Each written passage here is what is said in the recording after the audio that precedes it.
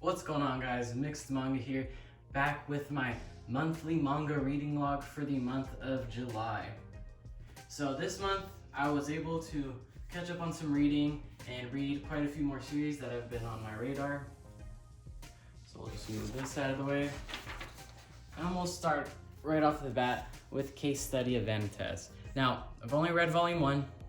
Absolutely love this series.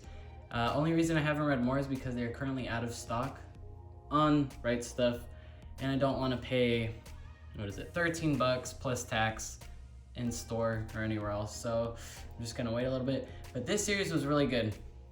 It hooked me right off the bat, and the only thing I can really compare it with was when I read the first volume of Tokyo Ghoul. Just the way it hooked me, this series hooked me in the same way, and I can't wait to get into more of this. This was absolutely amazing. Good recommendation by Manga reader, so check him out, link in the description. Next up we have another great series, Dr. Stone Volume 12. Now, like I've said before, I know this series gets a lot of mixed emotions, it's either a love it or hate it series, and I honestly really love this series. I love the science behind it, I love the characters, I love everything about the series. I don't even really mind the art. This series is just, some people don't like it, and that's fine. Everybody has their own opinion, but I love the series. So I'm now finally caught up with that. Next up, go here. Another amazing series. Sorry about that, guys. But here we have another amazing series, The Promised Neverland. The series has come to an end in Japan. We only have a few volumes left, and I can't wait to see what happens because this series has honestly just been a ride. I jumped into it late, and I'm kind of glad I did because I don't think I could have taken all the waiting for all those volumes to come out. So yeah, another amazing series. A lot of good series this month, guys. Next up we have Komi Can Communicate once again, another amazing series. I know a lot of people drop this series around the 3rd volume just because it's not really repetitive, but you obviously figure out that Komi will eventually communicate. But I honestly love this series. It's very cute and very fun to read. I love the characters. I can really relate to Komi and all these other characters. I'm kind of a mix between all of them in a way. So it's just an amazing series, and I can't wait to read the 8th volume, which comes out in a few weeks, I believe. So next up, we'll move over here. We have Neon Genesis Evangelion, the Shinji Kari Raising Project, another one of my top favorite series, the Evangelion series. One of the reasons is because of these spin-off series that are just so cool, because there's all these alternate universes within the Evangelion series, and it's really cool to see all these. Now, I haven't jumped into this yet, but I read volumes 1 through 6 so far. Absolutely love it. I do recommend that if you want to get into this, that you read the original Evangelion series first. Those are available in omnibus form as well. Next up we have, go over here, The God's Lie. This is what I like to call a one-shot. I don't know if that's the official name, but it's a single volume series. It was pretty sad. I've heard things that it's dark and it has like a dark turn at the end, and it was pretty sad. But this one honestly didn't bring me to tears, but it was pretty sad. I was expecting to go into it like a silent voice and just bawl out, but it was a good read, and I recommend it. Next up, we have Perfect World, another great series. It's about this guy in a wheelchair. If you guys haven't seen my first impressions on this, check it out. It's on my channel. Really good series. Right here we have Blue Flag. Now, so far, this series is pretty good. The 2nd volume is in the mail and on the way. This series kind of ends at like a cliffhanger. This volume, but I couldn't wait to see what happens. So not much else to say about that besides it's a pretty good slice of life romance. It's basically about a triangle, like a friendship triangle. Don't really want to spoil it too much. Here we have Samurai 8, Tale of Hachimaru. Now, this series has already ended in Japan, which is pretty sad, so we'll probably only get about 5 volumes here. But this is the same mangaka as Naruto, and it is very shonen. It pretty much screams shonen the whole time, but I like the series, and it's sad to see it end so quickly. But anyway, here we have Fruits Basket, another series that I absolutely loved. It's been on my radar for a while, and I picked up the first collector's edition.